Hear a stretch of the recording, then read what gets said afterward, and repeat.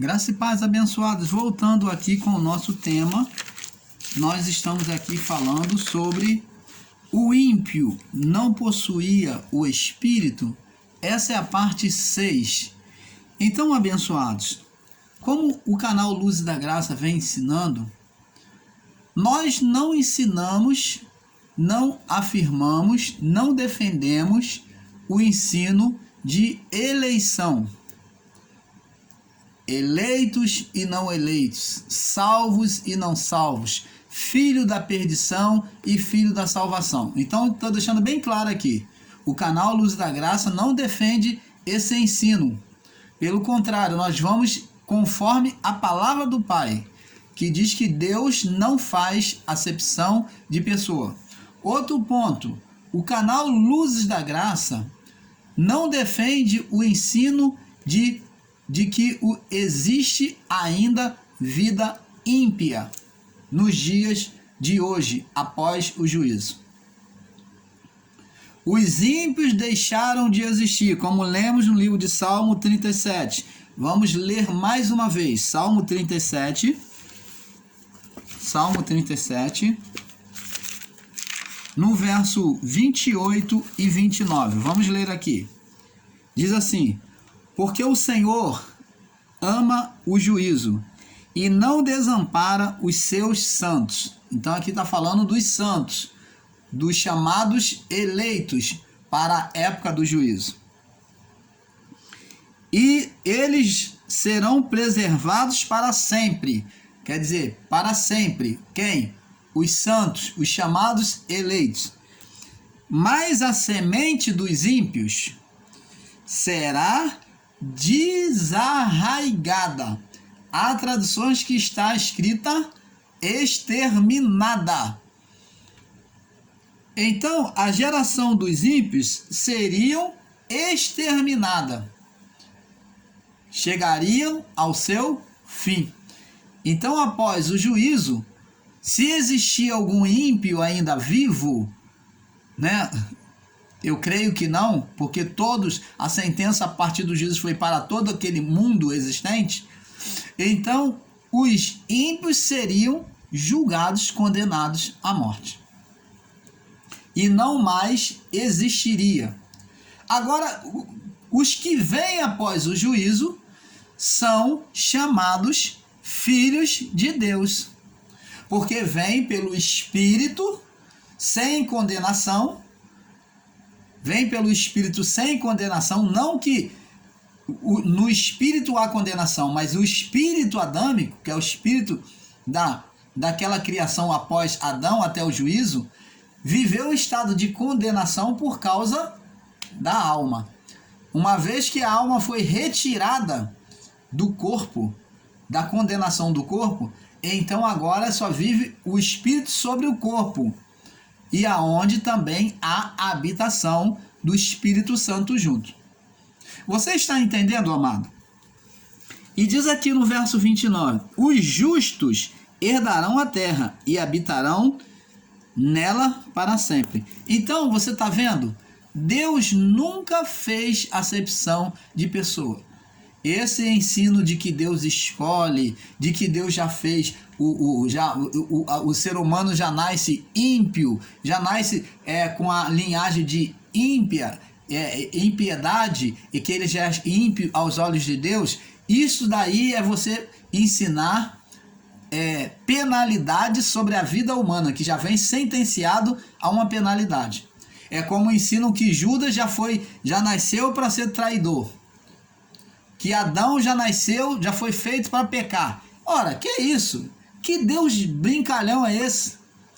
Que Deus brincalhão, que Deus travesso é esse que já cria um homem para fazer e depois ele levar fama e ele falar, tá vendo? Me glorifique. Não, não é esta. Não é esta a mente de Deus que ensina essas coisas. O erro e a produção do mal veio pelo próprio homem. Porque senão Deus estaria perdendo o seu tempo, se desgastando e entregando seu próprio filho por causa dessa brincadeira de criar um homem imperfeito, de criar um homem ímpio para condenar já. Isso é karma. Isso é espiritismo. Criar o homem já sentenciado a ser mau, a ser maligno. Isto é karma. Vir a este mundo com essa personalidade já sendo sentenciada ao mal por Deus, isto é karma. Isso é espiritismo. E nós do canal Luzes da Graça não ensinamos isso, nós rejeitamos. Confesso que induzido e ensinado ainda quando menino, né? Agia como menino, falava como menino, então nós até abraçamos e confessamos, como você pode ver em alguns vídeos lá no início, confessamos esse ensinamento sim. O irmão Paulo está aqui, ó, para dar a cara a tapa. Nós abraçamos, mas estamos aqui evoluindo, crescendo em graça, no entendimento do Pai. E sobre isto é que o irmão Paulo está aqui. Não está aqui para demandar, ou para se sentir melhor, ou para se sentir superior, ou mais inteligente. Não. A sabedoria quem concede a nós é o Pai. E isto é presunção humana que não dá em nada. A exaltação, a soberba precede a destruição. Eu não busco abrigar isso no meu coração, não quero isso de jeito nenhum. Mas, amados, o nosso intuito é amar você no Pai. É ter respeito por você e trazer a palavra pura do Pai. Podemos sim errar, e até erramos, como você vê, o irmão Paulo tem muitos erros no falar, muitos erros na forma de se expressar. Mas aqueles que estão no espírito com o intuito de aprender, eles entendem e aprendem no canal. Mas o irmão Paulo não está aqui de forma alguma para se sentir superior a quem quer que seja, independente do número de visualizações, independente dos inscritos. Como eu falei, o canal Luz da Graça não se preocupa em pedir você para se inscrever no canal, não se preocupa em pedir você para dar like. Nós não fazemos isso, porque nós existimos para ensinar, para ajudar você no ensino da palavra, para ajudar você a enxergar, a ter a revelação do Pai. Para isso que existe o canal Luz da Graça. Você jamais, eu já até o fiz, acho que no máximo umas 2 vezes, mas você jamais vai assistir o irmão Paulo pedindo inscrição, pedindo like. Não sou contra quem faz isso. Cada um tem um chamado, cada um tem um método, cada um tem um entendimento. Só que eu estou falando, nós do canal Luz da Graça, nós não faremos isso. Aplicamos no nosso coração de que não faremos isso. O ensino que você tem recebido pelo canal Luz da Graça, a orientação espiritual na palavra, é gratuita e ofertado a vocês com todo amor e carinho. Então, amados, quero que você saiba o seguinte: nunca existiu a condenação de ímpio por parte de Deus, que formou o ímpio. Nunca. Tira isso do seu coração. Nunca existiu da parte de Deus escolher a um e a outro.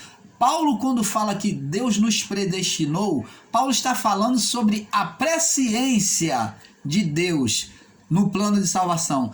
Por quê? Porque no plano de salvação, na mente de Deus, Deus já havia, sabendo que haveria o juízo, ele já havia então falado: olha, vai existir o ímpio e vai existir o justo. O ímpio, eu vou sentenciar ele ao juízo. O justo é a salvação. Então vai existir os filhos da eleição e os filhos da perdição. Os filhos da salvação e os filhos da perdição.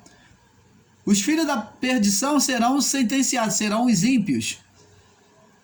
Então, essa é a presciência de Deus. Quando diz que ele nos predestinou, então está dizendo que ele já havia preparado já o estado de julgamento e para os santos. ele predestinou a salvação. Deus já estava esperando aqueles que seriam salvos. Fala da condição de Deus sabedor e já está pronto para receber os salvos e para condenar os ímpios, aqueles que haviam andado por caminho de impiedade. Para os filhos da perdição, aqueles que não se submeteram à palavra da verdade. Você está entendendo, amado? Então é que a palavra de Deus vem a nós dizer. Temos que entender. Paulo fala no sentido literal de Deus e não no sentido de escolha, de bem me quer, mal me quer, você vai ser salvo, você não, você é eleito, você não é eleito. Não, você vai Paulo, o seu espírito vai chegar lá, vai nascer eleito. Não existe isso, amado. Porque se tomarmos essa visão, nós vamos tomar Deus como homem. Você está passando a imagem de Deus, uma imagem humana, e Deus não é homem. Ele não gosta nem de ser comparado. Deus não é homem para que minta, e nem filho do homem para que prometendo não cumpra. Deus não gosta de ser comparado com o homem.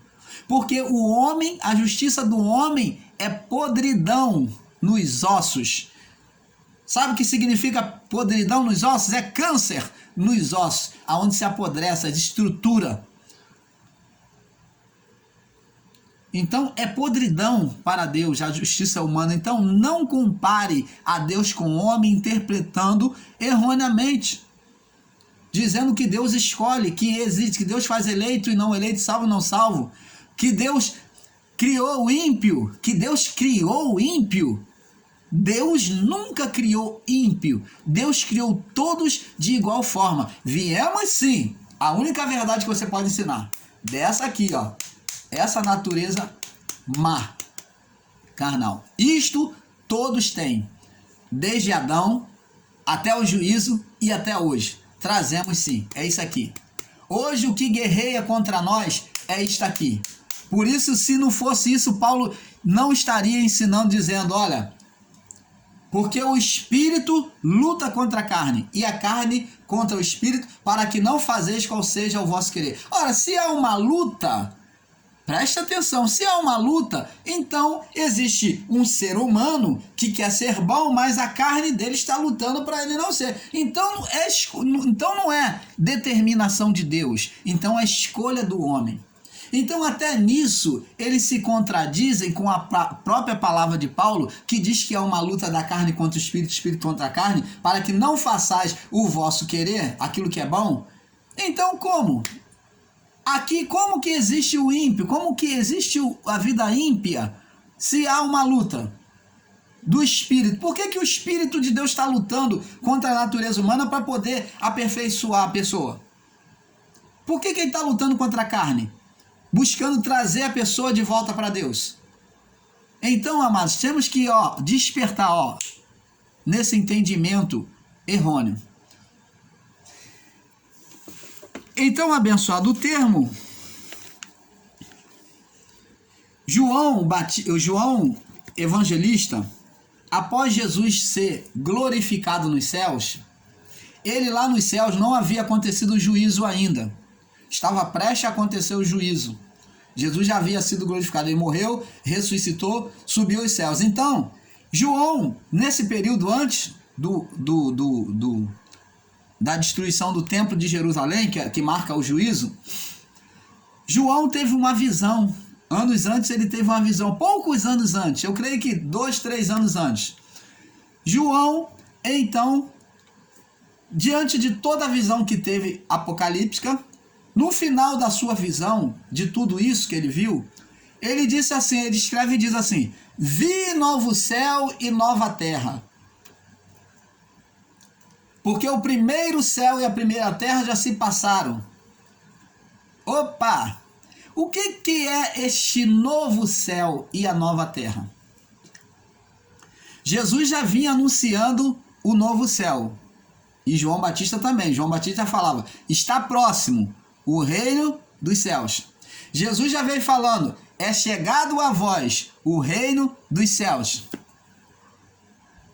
Quem era o reino dos céus que foi apresentado para o povo Quem é que representava, era a expressão do reino dos céus? O Espírito Santo no homem.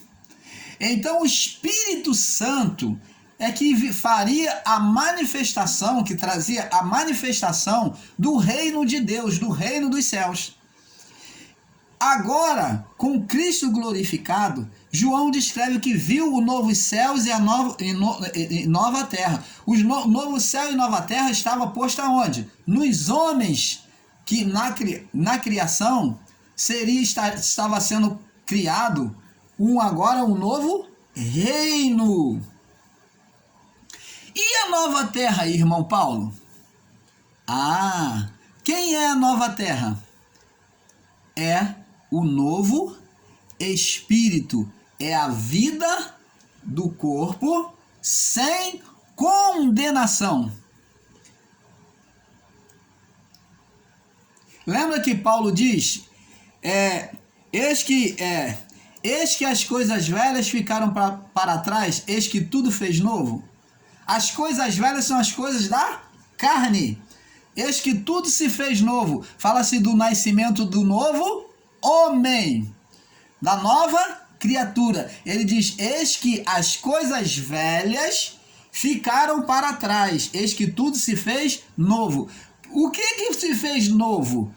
A vida física da pessoa? Não, mas o homem interior. Então agora as coisas velhas do velho homem ficam para trás. Então a nova terra é o novo homem, o homem revestido, agora onde o espírito agora foi vivificado, não é mais morto, condenado pela vida da alma, porque a alma foi retirada. Então o espírito agora ele reina, ele tem poder para reinar sobre a carne. E aonde Deus olha para o homem e vê nele o espírito humano, sem condenação da alma. Então, para Deus, na visão espiritual, era o novo céu, quer dizer, o reino de Deus, colocado dentro da nova terra. Da nova terra, do novo quê? Do novo corpo espiritual, aonde o espírito não está morto. A terra é o corpo do homem, mas ela em vida pelo espírito, para Deus é nova terra. É uma nova terra, uma terra agora sem condenação. É uma terra que agora, para Deus, não produz cardos e espinho aos olhos do Pai. Mas, irmão Paulo, mas e o pecado, as obras malignas, aquilo que se chama pecados, né, pelo sistema religioso, as obras mais, a carnalidade, como é que fica? Isso são atos de impiedade. A prática da impiedade continua no homem. As práticas da impiedade prosseguem por causa da carne. Mas o espírito que está lá dentro combate contra a vida do corpo. Todos os dias o Espírito de Deus está combatendo contra essa natureza má no homem.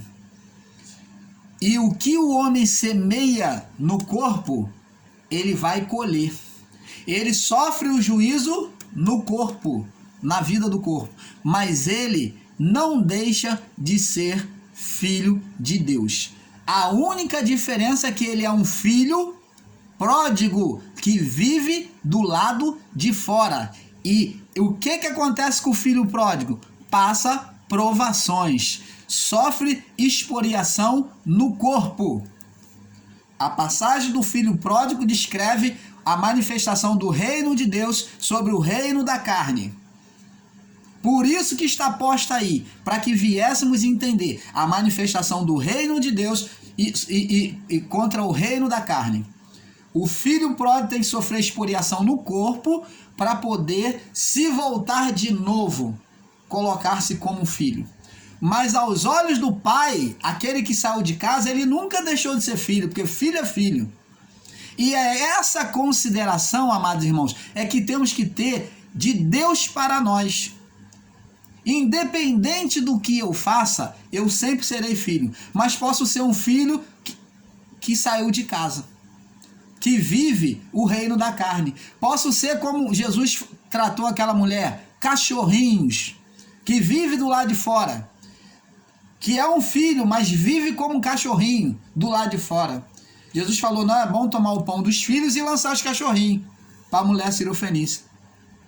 Mas ela ainda assim falou para Jesus, sim, Senhor, é verdade, mas os cachorrinhos comem das migalhas que caem aos seus pés, seus senhores. Então, que significa dizer que os cachorrinhos que não vivem uma vida com Deus, que, como disse o salmista Davi, aos seus amados, acerca do pão, da necessidade, Deus suprir a necessidade do pão, então Davi falou, mas aos seus amados ele dá o pão enquanto dorme, aos filhos. Mas e os cachorrinhos? Vivem implorando misericórdia, dependem da misericórdia, das migalhas. Se você não vive o reino de Deus, você está vivendo o mundo, o reino da carne, e você vai comer migalha, vai sofrer expoliação, vai comer bolotas de porcos. Filho pródigo que não vive debaixo do reino do Pai, vive passando prova, passando dificuldade e vivendo os embaraços desta vida. Por quê? Está comendo bolotas? Porque abandonou o reino do Pai. Você está entendendo, amado? Mas se portarmos como filho, a palavra diz assim, ó, buscar em primeiro lugar o reino de Deus. Olha, buscar ser filho de Deus, se coloca como filho. E a sua justiça, obedecer os seus mandamentos. E todas as coisas, ó, todas as coisas que tem falta na sua vida serão acrescentadas. Eu te pergunto, Deus deixou o povo de Israel passar fome no deserto? Quando acabou o suprimento deles que eles trouxeram do Egito, Deus deixou eles passar fome? Não. Sustentava ele todos os dias com maná. Maná, água da rocha, cordonizes para comer carne. Você vê? Deus não cuidou, Deus não guiou, todo dia estava lá a nuvem de água e a coluna de água e a coluna de fogo, estava lá. Então a coluna de fogo para a noite, para poder guiar eles em meio à escuridão no deserto. E a nuvem de água, para poder fazer sombra do sol, para poder proteger a eles, fazer sombra do sol, ia guiando eles e fazendo sombra para eles. Vem que Deus maravilhoso é esse, e você vem querer pregar um Deus que destina o homem, que escolhe, que destina o homem a um sofrimento, a ser ímpio, ou a sofrer dano, a ser filho da perdição e filho da salvação? Não existe isso, amado. Então, vamos despertar para o amor de Deus. Não venha degradar, não fique degradando o nosso Deus. Vamos olhar para Ele como Ele é. Porque isto é ter uma mente medíocre, uma mente pequena em relação a quem é o nosso Deus. Isto é não conhecer a Deus. Deus é tão grande e você está vendo Ele pequenininho quando você fala isso. O amor dele é enorme. Por isso que nós, homens, não podemos entender e dizer que o cara matou, estrupou, isso aí vai para o inferno. Esse aí não tem jeito, esse é filho da perdição mesmo. Que mente medíocre. Não entende o amor de Deus. Errais por não conhecer as Escrituras e nem o amor de Deus. É o que mais existe hoje, até em muitos ensinamentos. Erram porque não conhecem as Escrituras, não entendem direito e, acima de tudo, eles não se pautam no grande amor de Deus. E se eles conhecessem o amor de Deus, talvez eles não estariam errando. Então pega um Deus condenador, um Deus de acepção. Então, abençoados, vamos prosseguir aqui. Agora vamos falar dentro da visão de Paulo, para você que está em graça, você que é ensinador da graça, vamos lá. Você usa as escrituras, os ensinos de Paulo para poder sustentar a sua fé, a sua base. Vamos lá, então vamos respeitar esses ensinos. Vamos lá. Romanos, capítulo 9, no verso 22. Aonde aqueles que defendem a condenação dos filhos da ira, então é sobre isso que eles defendem, é sobre este olhar. Romanos 9, 22, diz assim, olha o que Paulo diz, é sobre isso aqui que eles entendem, que é a base do entendimento errado de muitos. E que direis? Vamos ler aqui. Vamos ler aqui. Verso 20. Vamos ler do 20 para ter um entendimento perfeito. Mas, ó homem, quem és tu que replicas, que discute? Porventura a coisa formada dirá o que formou? Por que me fizeste assim? Aí vem o entendimento errado. Aí, a partir daí, isso daqui foi uma grande pegadinha que Paulo deixou para muitos que não se percebem e caem no entendimento errado. Essa palavra aqui é uma grande pegadinha para nós. Por que me fizeste assim? Ou não tem o oleiro poder sobre o barro para da mesma massa fazer um vaso para honra e o outro para desonra? Opa! Vamos interpretar aqui. Ou não tem o oleiro o poder para fazer da mesma massa um vaso para honra e o outro vaso para desonra. Agora preste atenção. Os dois não são vaso? Os dois não procedem de Deus? Só que o que Paulo está dizendo aqui acerca de vaso para honra, temos que ter o entendimento, é aquele que servia para determinado serviço.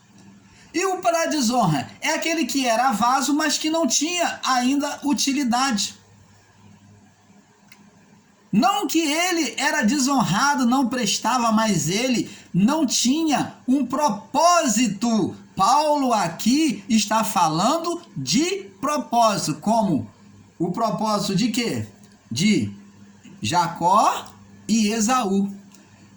Deus amou a Jacó e odiou a Esaú. Então, sobre esta palavra, o entendimento errôneo de muitos considera que Deus odiou Esaú, que Esaú era filho da perdição. Ora, isto não está dito nas Escrituras. Mas quando ele diz que odiou, é amar menos, quer dizer, não tinha o propósito. O propósito era com Jacó, que de Jacó sairia um povo, a promessa, o propósito da promessa era com Jacó, de serviço, de propósito divino. Era com Jacó, e Deus, é isso que Paulo está dizendo, Deus tem o direito de escolher aquele que é para o propósito e não para a salvação. Você está entendendo, amado? Então, o vaso para honra era aquele que estava selecionado por Deus para propósito de Deus, para por meio dele Deus se manifestar. E o que não era da honra, era de desonra, era o que não tinha um propósito, era como o Esaú. Deus fez alguma nação e contou alguma história, formou algum povo ou formou alguma história com ele em Esaú? Não, porque não tinha propósito. Mas Esaú Deus tinha o mesmo carinho por Esaú. É igual Caim e Abel. Deus não tinha propósito com Abel? Tinha. Mas qual era o propósito com Esaú? Com Esaú ele não tinha. Esaú preferiu tirar a vida do seu irmão. ainda alertado por Deus, se ele fosse filho da perdição, Deus não ia nem dialogar com ele, não ia nem dar conselho para ele olhar o coração dele. Mas ele falou, ó, eis que o pecado bate à porta, cabe você dominar. Ué, se ele era da perdição, por que Deus foi lá e falou, olha, pensa bem no que você está prestes a fazer. Você ainda pode evitar isso. É isso que Deus estava falando. Por que Deus então foi exortar ele? Porque Esaú, ainda Deus falando, ele não ouvia a voz de Deus. Ele tinha prazer no mal. A escolha não foi de Deus, foi de Esaú. Vamos prosseguir aqui. Ou não tem o olheiro poder sobre o barro, para da mesma massa fazer um vaso de honra e outro para desonra? E direis, e que direis se Deus, querendo mostrar-se a sua ira e dar a conhecer o seu poder, suportou com muita paciência os vasos da ira? Quem são os vasos da ira aqui dito? São os ímpios. Mas qual o estado dos ímpios? Aqui está falando que Deus suportou a impiedade daqueles homens, para poder, Deus suportou, Deus esperou até o dia do juízo, para poder, uma vez que eles não se consertassem, ser sentenciado. Deus esperou para sentenciar os filhos da ira, aqueles que permaneciam debaixo da ira, provocando a ira em Deus. Filhos da ira são aqueles que provocavam a ira em Deus, e não o nome ira colocado sobre as pessoas, que ela já vinha como, eu sou ira de Deus, então eu estou sentenciado ao castigo, ao juízo eterno. Não, mas os filhos da ira são aqueles que dia a dia provocavam a ira de Deus, cometendo impiedade. Filhos da ira são os atos da impiedade, até que um dia eles iriam prestar conta a Deus. Você está entendendo, amado? Então, que direi se Deus, querendo mostrar-se a sua ira para dar-se a conhecer o seu poder, suportou com muita paciência os vasos da ira preparados para a perdição, para que também desse a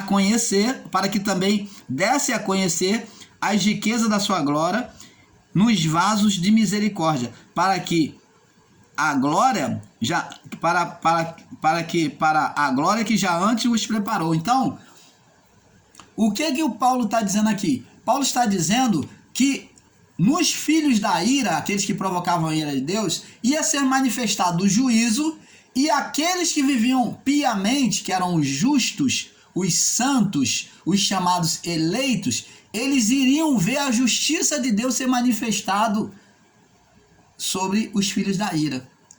Deus iria mostrar o seu poder, que ele é um homem justo, que ele pune aquele que não vive corretamente, porque senão seria injustiça os que não viveram corretamente receberem a salvação.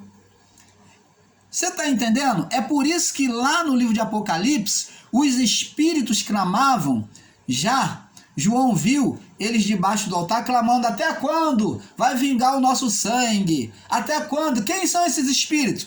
De toda a criação que morreu, no caso aí era dos santos, que estavam debaixo do altar. Foi apresentado debaixo do altar. Então os santos, ninguém subiu aos céus. Ninguém subiu aos céus, até o juízo, até Jesus ser glorificado.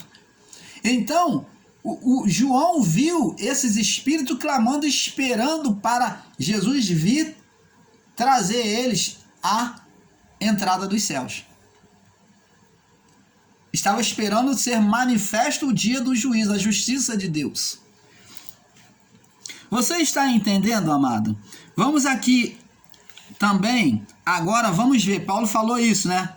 Ele falou sobre os filhos da ira. Agora vamos ver ainda no capítulo 9, no verso 33, olha o que Paulo diz. Eis como está escrito, eis que põe em Sião uma pedra de tropeço, uma rocha de escândalo, que todo aquele que nela, rocha de escândalo, e todo aquele que crer nela não será confundido. Aí eu pergunto a você, aquele que está vivendo sobre atos ímpios, como filho pródigo, imagina, presta atenção, pega a passagem do filho pródigo, que foi viver impiamente deixou a casa do pai, queria viver a sua vida, desprezou o reino do pai. Então, o ímpio se arrependeu. O ímpio se arrependeu. E Paulo diz aqui, ó, e todo aquele que nele crê, não seja, que nela crê, na pedra, que é Cristo, não seja confundido. Então, se você pegar essas duas palavras, tanto a do verso 22, do capítulo 9, e colocar com o verso 33, você vai ver uma contradição, então, da parte de Paulo. Se você for interpretar de forma literal, como essas pessoas interpretam sobre filho da eleição e filho da perdição. Filhos, vaso da ira, vaso de honra e vaso da desonra. Da forma que eles interpretam, que é erroneamente, então vai haver uma contradição por parte de Paulo no ensino. Porque já aqui no verso 33, capítulo 9, em Romanos, ele já está dizendo que há uma escolha. Está escrito, eis que ponho em Sião uma pedra. Ó, a pedra está posta. De tropeço e uma rocha de escândalo, que é a representação de Cristo e do Evangelho. A rocha de escândalo é a representação do Evangelho, que é Cristo. E todo aquele que crer nela, então está dando uma possibilidade, uma abertura de escolha. Todo aquele que desejar crer nela, então está botando escolha. Não será confundido ou condenado. Você está entendendo, amado? Precisa mais límpido do que esta, a palavra, para que você tenha o entendimento perfeito? Vamos agora, para nós encerrarmos esse assunto, já estamos fechando. Então, vasos de ira era preparado, era para os rebeldes antes do juízo. Em graça não existe. Em graça não existe ira, pois, e sim o amor de Deus. Se você pregar sobre vaso de ira, sobre eleição, de eleito não eleito, sobre esse tema de Paulo de vaso de ira, radicalizando, pegando a palavra no seu sentido literal, então você vai desprezar o amor de Deus, porque em graça é imerecido. Se eu tenho que fazer, então eu faço por merecer. Então eu estou condicionando a minha salvação. Se eu faço por merecer, eu estou condicionando a minha salvação. E a graça é o amor de Deus dado a todos os homens, como está escrito. Foi dado a todos os homens sem ira. A ira existia diante da lei. Quem trazia a ira, quem fazia manifestar a ira sobre o homem, era a lei de Deus. A lei de Deus, a lei mosaica, é que fazia a manifestação da ira de Deus. Porque ela fazia a justiça de Deus, o juízo de Deus se manifestar. Mas uma vez que a justiça de Deus foi saciada em Cristo, no corpo do pecado, em Cristo, então agora já foi saciada a sede de vingança, então já não há mais ira, já não há mais condenação, e sim o amor de Deus. E João 3,16, João descreve o seguinte: porque Deus amou o mundo de tal. Essa palavra tal significa que os homens que escreveram as escrituras, os apóstolos que escreveram as escrituras, não tiveram uma palavra para expressar o amor. Então colocaram a palavra tal, que é uma palavra que não se explica. O tal não se explica. Este amor não deixa, não tem como, não permite fazer comparação a este amor. Então, o amor de Deus, ele excede todo coração e entendimento, amado. Ele está acima de todo entendimento humano. O homem não entende o amor de Deus. Por isso é que ele condena, por isso que ele estuda a palavra e vê sobre uma visão sempre condenatória e nunca numa imagem de liberdade, de amor de Deus. Mas nós somos tendenciosos a sempre olhar o lado da condenação e nunca a saída, o amor de Deus. O pai do filho pródigo, que tinha a representação de Deus, ele, no seu coração, esperava a volta do filho. E sobre isso, ele sempre olhava os campos. E ele, ao ver o filho ao longe, diz a palavra, ele correu de encontro ao filho, ele não esperou o filho vir. Ele correu de encontro ao filho, o abraçou, diz a palavra, e o beijou. Ele não falou, olha, você fez isso comigo. Eu não me esqueci não, eu tô ainda magoado contigo. Olha, você vai ter que se consertar comigo. Ó, dá uns 3 pulinhos de chinelo aí, ou paga uma flexão para poder você se consertar comigo. Não, ele não falou nada disso, isso é só uma brincadeira, tá?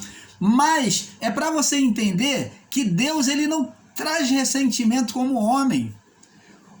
O pai do filho pródigo, que tinha representação de Deus, o recebeu. É assim que Deus faz. Quando nós erramos o caminho, vamos para a carnalidade, e ele ainda assim, quando voltamos, ele nos abraça no reino. Voltamos agora a ser espirituais, então ele abraça a gente de novo no reino, ele abraça e beija, e coloca sandália nos pés, anel de dignidade, de representação do pai, de autoridade do pai.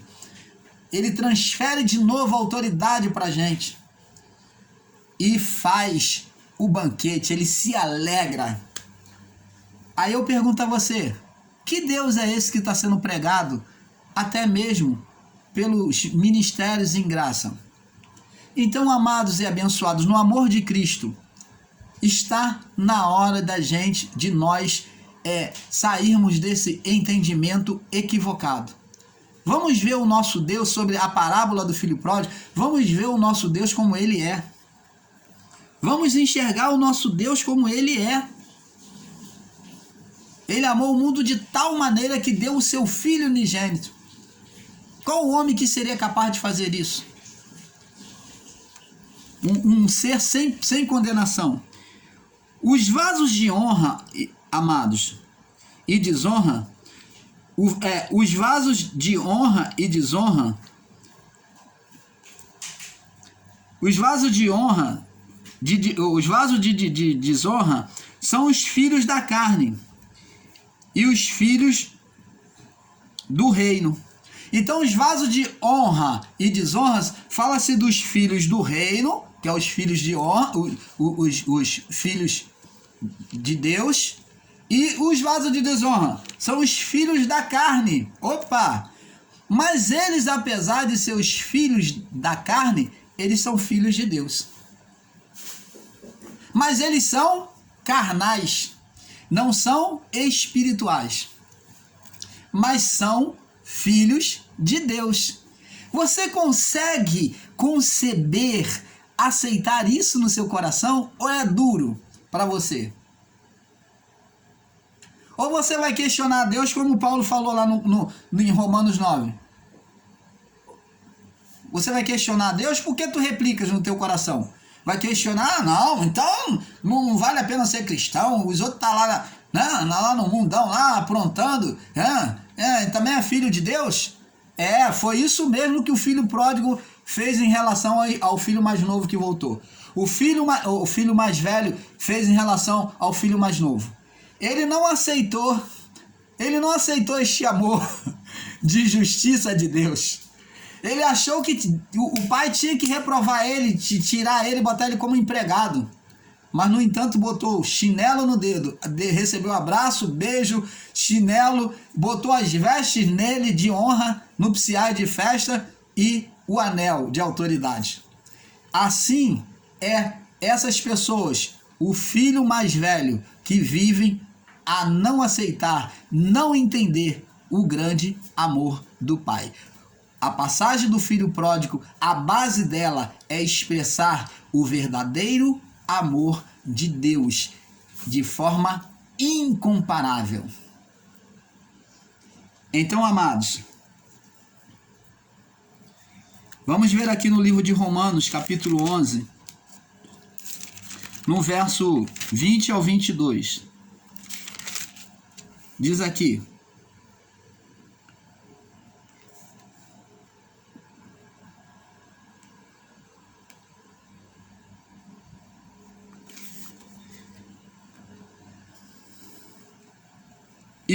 Está bem, pela tua incredulidade foram quebrantados, e tu estás em pé, tu estás em pé pela fé.